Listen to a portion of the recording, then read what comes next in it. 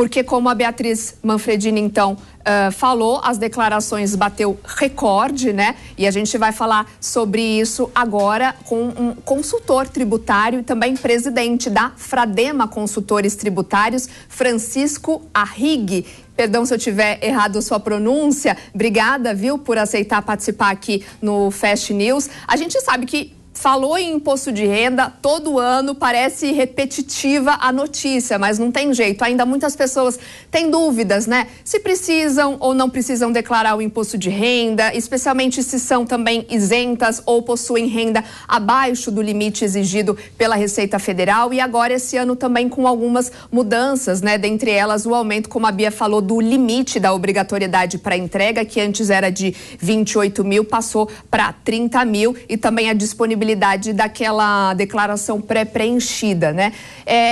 Quais são os principais documentos que as pessoas precisam, então, se atentar, começar aí já a recolher, já que temos um prazo até que considerável, né? Até dia 31 de maio dá para fazer essa declaração.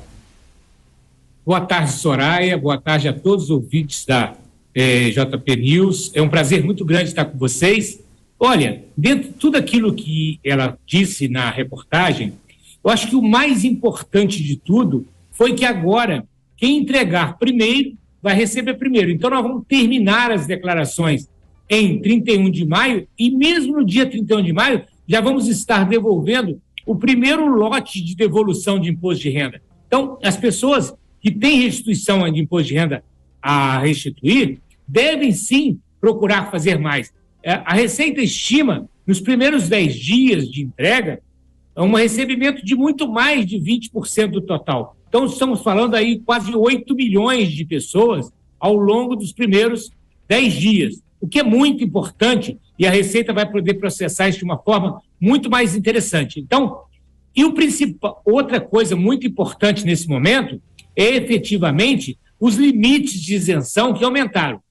O tributável, 30 mil, como foi informado, 30.660, mas a gente tem agora só bens superiores a 800 mil são obrigados a declarar e rendimentos isentos não tributáveis, que antigamente era um valor muito simbólico, agora é 200 mil reais. Então, quem tem rendimentos não tributáveis até 200 mil, bens até 800 mil, me perguntam muito, mas doutor, este bem é pelo valor de avaliação ou pelo bem que valor que está na declaração? É pelo valor que está na declaração. É isso, Soraya. As coisas mudaram bastante, a Receita tem tudo muito pré-pronto, inclusive tem a declaração pré-pronta para que todos possam acessar.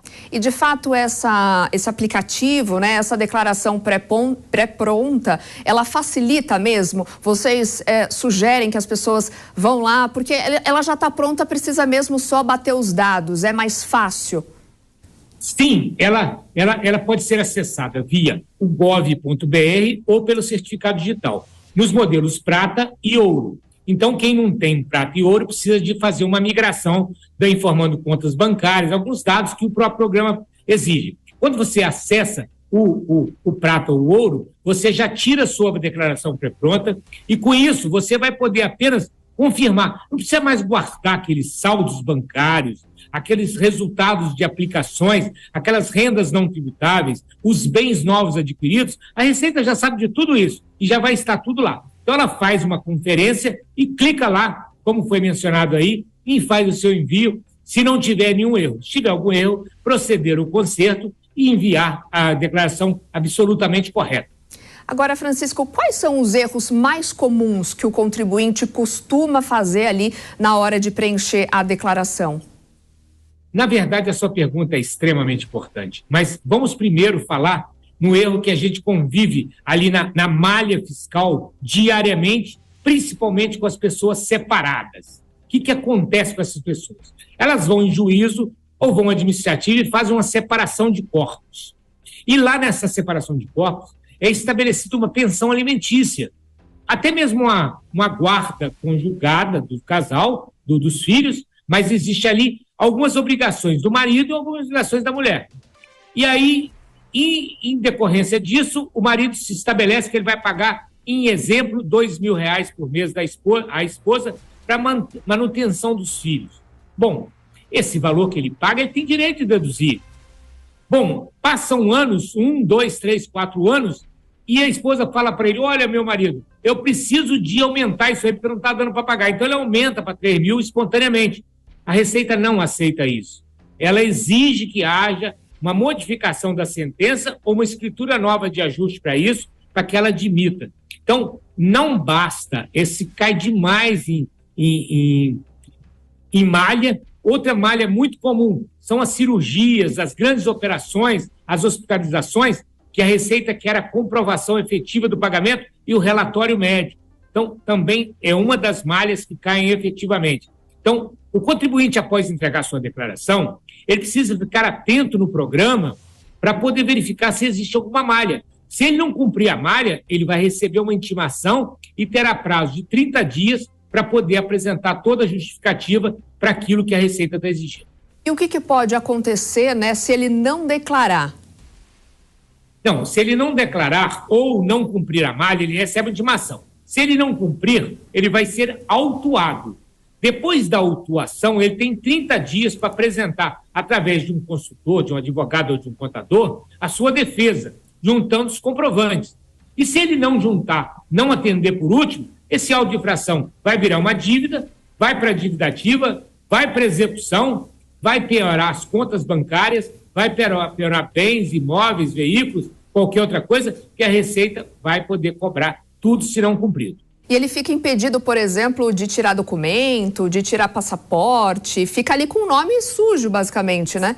Sim, já há muitos impedimentos de saída do Brasil, já há muitos impedimentos de tirar o passaporte, ou seja, que é uma consequência de sair do Brasil, que é o passaporte, mas muitas vezes a gente já tem ocorrências de que quando o cliente simplesmente não se manifestou, a Receita publicada no Publicado Digital, e ela pediu a não permissão da saída do país. A pessoa vai chegar no aeroporto, ela não vai ser presa, ela vai apenas ser impedida de sair do país para que ela regularize a sua situação para depois poder sair. Então, as consequências graves, maiores, são a perda de parte do patrimônio. E depois, consequências de dirigir, de não sair do país, de ter passaporte e a conta bancária ser bloqueada, são muitas consequências pelo não pagamento. Só para a gente finalizar, a gente falou no comecinho, né, da importância da gente fazer o quanto antes a declaração. Quanto tempo os contribuintes eles podem esperar, então, para receber essa restituição depois do envio do documento? Os primeiros beneficiados na devolução são os idosos com mais de 80 anos. O segundo grupo de devolução é de 60 a 80. E o terceiro grupo é exatamente aquele grupo que entregou primeiro. Então, por isso que as pessoas estão correndo muito para entregar logo as suas declarações. Então, quem tem imposto a restituir deve logo entregar sua declaração para receber primeiro. As restituições ocorrerão de 31 de maio a 30 de setembro. Todo mês um lote de restituição.